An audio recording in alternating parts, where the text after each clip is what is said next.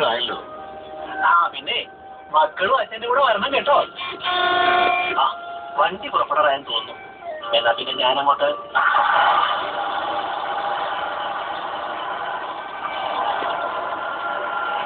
അയാൾ ബാഗുമായി വണ്ടിയിൽ കയറി.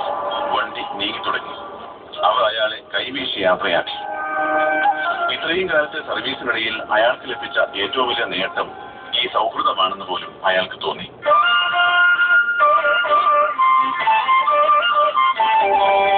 ദിവസങ്ങൾ കഴിഞ്ഞു. രാവിലെ ചായയും കഴിച്ച് തന്റെ കൊച്ചു പൂന്തോട്ടത്തിലെ കള പറിച്ചെടുക്കുകയായിരുന്നു അയാൾ. നാട്ടിൽ തിരിച്ചെത്തിയ ശേഷം വീണ്ടും അയാൾ പഴയതുപോലെ മുറ്റം നിറയെ ചെടികൾ വെച്ച് പിടിപ്പിച്ചിരുന്നു. അയാൾ എന്നും അങ്ങനെയായിരുന്നു. അല്ല, രാവിലെ തന്നെ ചേട്ടൻ എന്തെടുക്കുക? ചോദ്യം കേട്ട് അയാൾ തിരിഞ്ഞു നോക്കി. ആഹാ, ഇതാര് രവിയോ? എന്നെത്തി? 1-2 ആഴ്ചയായി. ഞാൻ കരുതിയേയില്ല നമ്മൾ വീണ്ടും കണ്ടുമുട്ടുമെന്ന്. വർഷം 5-6 കഴിഞ്ഞില്ലേ? താമസമൊക്കെ 500-ലാണ്, ഒരു വാടക വീട്ടിൽ. അവർ വീട്ടിലേക്ക് കയറിയിരുന്നു. അവരുടെ സൗഹൃദങ്ങൾക്ക് പുതുജീവൻ ലഭിക്കുകയായിരുന്നു. രവി പോകാൻ നേരം അയാളോടായി പറഞ്ഞു, ചേട്ടൻ സഹായിക്കണം. അവർ ആ വീട് വിട്ടുവന്ന് ചോദിച്ചു. ഞാനത് വാങ്ങാൻ തീരുമാനിച്ചു. അതൊന്ന് പുതുക്കി പണിയണം. മഴ വന്നാൽ അത് താമസിക്കാൻ പറ്റില്ല. അവരോടല്ലാതെ മറ്റാരോട് പറയാം? ആരെങ്കിലും 2 ദിവസം കഴിഞ്ഞ് ഞാൻ അങ്ങോട്ട് വരാം.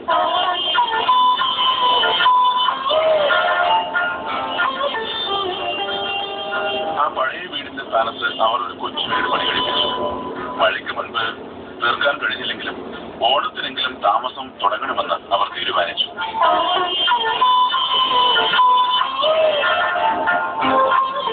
ആ കുടുംബം പതിവിലും കൂടുതൽ സന്തോഷത്തിലായിരുന്നു. രവിയുടെ ഏറ്റവും വലിയ സ്വപ്നമായിരുന്നു സ്വന്തമായൊരു വീട്. അതിപ്പോൾ പൂർത്തിയായിരിക്കുകയാണ്. ഒരു വീടെന്നത് എന്റെ ഒരു സ്വപ്നമാണ്.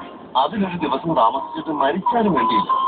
ഗൃഹപ്രവേശത്തിന് വിളിക്കാൻ വന്നപ്പോൾ രവി പറഞ്ഞത് അങ്ങനെയായിരുന്നു.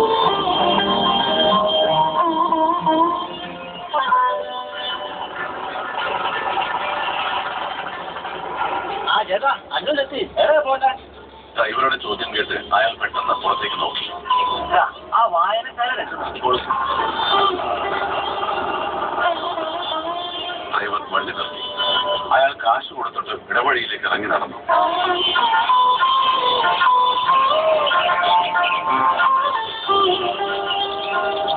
വീടിന്റെ മുറ്റത്തും പറമ്പിലുമായി പതിവില്ലാത്ത ഒരാൾക്കൂട്ടം.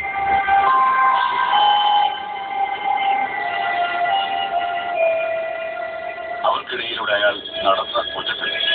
അകത്തു നിന്നും ആരുടെയൊക്കെയോ കരച്ചിൽ കേൾക്കാമായിരുന്നു. മുറ്റത്ത് നിന്ന് അയാൾക്ക് രവിയുടെ ഭാര്യയുടെയും കുട്ടികളുടെയും കരച്ചിൽ തിരിച്ചറിയാൻ കഴിയുന്നുണ്ടായിരുന്നില്ല.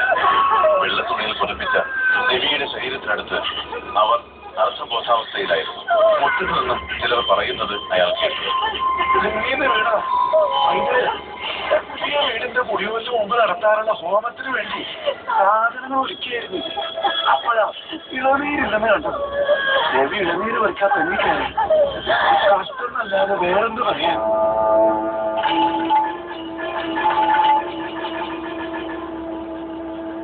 രവി ഇളനീര് പറിക്കാൻ കയറിയതായിരുന്നു. തെങ്ങിൽ നിന്ന് വീണാണ് രവിയുടെ മരണം സംഭവിച്ചത്. ഇളനീർ മറ്റാരെ കൊണ്ടെങ്കിലും പറപ്പിക്കാമെന്ന് രവിയുടെ ഭാര്യ പറഞ്ഞെങ്കിലും രവി കൂട്ടാക്കിയില്ല.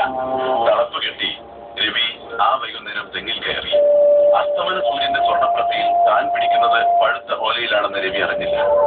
2 കൈ കൊണ്ടും പിടിച്ച് ഒന്നുകൂടി മുകളിലേക്ക് ആഞ്ഞു വലിയുമ്പോൾ ഓലമണലിനൊപ്പം രവിയും താഴേക്ക് നിലംപൊത്തുകയായിരുന്നു.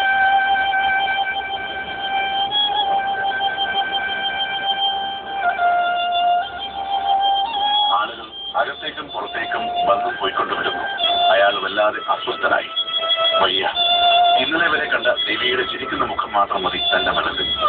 വ്യക്തമായ ആ ശരീരം, തളർന്നെടുക്കുന്ന രവിയുടെ ഭാര്യയും കുട്ടികളും, അതൊന്നും അയാൾക്ക് കാണാൻ വയ്യ.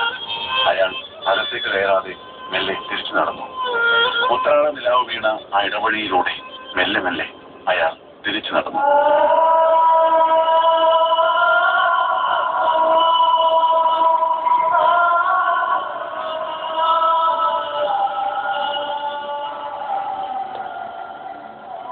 ഇന്ന് കഥേറിയിൽ നിങ്ങൾ കേട്ടത്